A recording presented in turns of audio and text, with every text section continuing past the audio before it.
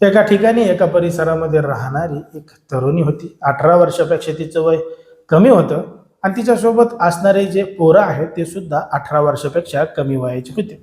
आणि त्यांनी एक दिवस ठरवलं होतं की चला काहीतरी खेळ खेळू म्हणून.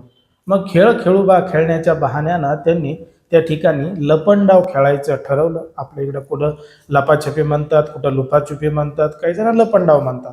अशा पद्धतीनं खेळ खेळायचं त्यांनी ठरवलेलं होतं आणि त्यांनी लपाछपी खेळायला सुरुवात केली होती. आता ज्याच्यावर राज आलाय तो तिकडं गेला होता. सगळे पोरं काही पोरी आपापल्या पद्धतीने वेगवेगळ्या ठिकाणी लपलेले होते. पण मात्र एक जी पोरगी आहे ती एका ठिकाणी शाळेच्या पाठीमागे एक शेत आहे त्या शेतामध्ये जाऊन लपली. आता ज्या ठिकाणी ते लपली आहे त्या ठिकाणी तिला एका पोराने बघितलं की ती त्या ठिकाणी लपली आहे म्हणून. आता तिला लपलेलं बघितलं असताना तिच्या मागे एक पोरग गेलं आणि हे तिच्या मागे जाऊन लपलं. मग आता ज्याच्यावर राज आहे ते धुंडू धुंडू त्यांना सापडू सापडू बेजार झालं की कोण कुठं लपलंय कोण कुठं नाही. पण मात्र ती जी लपलेली पोरगी आहे आणि तिच्या मागे लपलेलं जे पोरग हे कोणालाही त्या ठिकाणी सापडत नव्हतं. आणि बघता बघता त्या एका पोरी मागं 4 ते 5 जण लपलेले होते आणि तेच त्या पोरीसोबत नको ते कृत्य करत होते. पण मात्र जेव्हा त्या शेतामधल्या शेतकऱ्यानं हा सगळा प्रकार पाहिला होता तेव्हा मात्र घडलं होतं एक धक्कादायक प्रकरण, धक्कादायक घटना.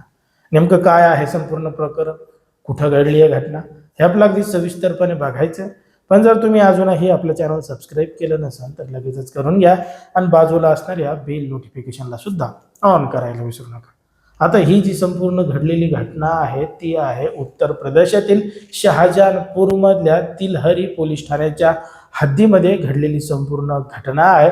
याच पोलीस ठाण्याच्या हद्दीमध्ये एक गाव आहे. या गावामधले जे लेकरं आहेत 18 वर्षापेक्षा त्यांचं वय कमी आहे ते लपंडाव खेळण्याच्या बहाण्यानं एकमेकांसोबत लपंडाव खेळत होते आणि वेगवेगळ्या ठिकाणी लपले होते. मग याचमध्ये एक पोरगी होती ती सुद्धा यांच्यासोबत लपंडाव खेळत होती आणि ती एका शेतामध्ये जाऊन लपली होती. मग लपलेली असताना तिच्या पाठीमागं 4 ते 5 जण गेले आणि त्यांनी तिच्यासोबत नको ते कृत्य करायला सुरुवात केली.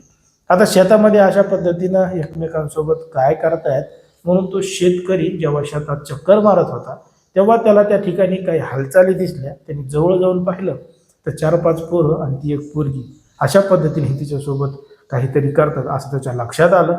म्हणून त्यांना त्या ठिकाणावर हुसकावलं, त्यांना जाब विचारला, त्यांच्यावर तो आरडला वरडला आणि गावातल्या लोकांना त्या पोरीच्या घरच्यांना आणि त्या पोराच्या घरच्यांना घडलेला सगळा प्रकार सांगितला की अशा अशा पद्धतीने हे शेतामध्ये लपंडाव खेळत होते ना असं असं करत होते.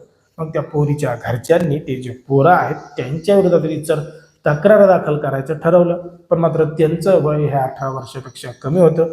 पोरीचं वय सुद्धा 18 वर्षापेक्षा कमी होतं. म्हणून काय करावं काय नाही गावातले सगळे लोक जमा झाले. हे सगळं प्रकरण जवळच्या पोलीस ठाण्यामध्ये गेलं. त्या ठिकाणी बाल कल्याण समितीचे त्या ठिकाणी अधिकारी आले. ते अधिकारी आणि पोलीस हे आता या संपूर्ण प्रकरणाचा तपास करत आहेत. त्या पोरांकडं आणि त्या पोरीकडं सुद्धा चौकशी करत आहेत की नेमका काय काय प्रकार त्या ठिकाणी घडलेला आहे. जर आपण पाहिलं तर या अगोदर अशा पद्धतीनं अनेक जण खेळ खेळत होते पण मात्र अशा पद्धतीचा प्रकार कुठं करत नव्हते. तेव्हापासून लोकांच्या हातामध्ये फोन आलेले त्याच फोनमुळं जमाना बिघडत चाललाय असं सुद्धा बरेच जण म्हणत चाललेले आहेत. आता ज्या पद्धतीने हा सगळा प्रकार घडलाय त्याच्यावर तुम्हाला काय वाटतं ते तुम्ही अगदी स्पष्टपणे कमेंटमध्ये सांगा. कारण की कोणाच्याही भावना दुखावणं, कोणाचंही मन दुखावणं हा आपला उद्देश नाही. समाजामध्ये जे घडतंय, मीडियामध्ये जे दिसतंय तेच सांगायचं काम आपण या ठिकाणी करत असतो. लोकांना सावध आणि सतर्क राहण्यास सुद्धा आवाहन करत असतो.